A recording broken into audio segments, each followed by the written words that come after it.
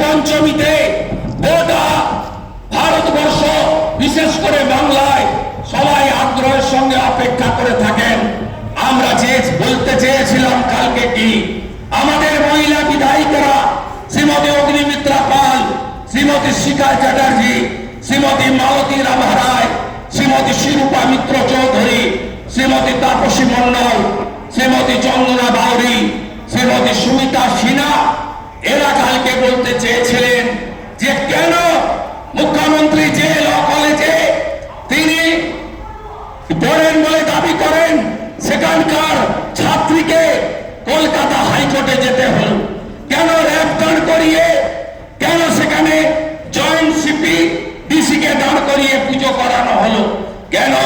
সাবির আলী তৃণমূল ছাত্র পরিষদের নেতা তার বিরুদ্ধে ব্যবস্থা গ্রহণ করা হলো না, কেন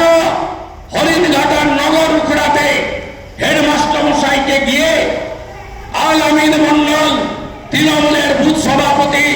তিনি গিয়ে সরস্বতী পুজো এখানে করা যাবে না হুমকি দেওয়ার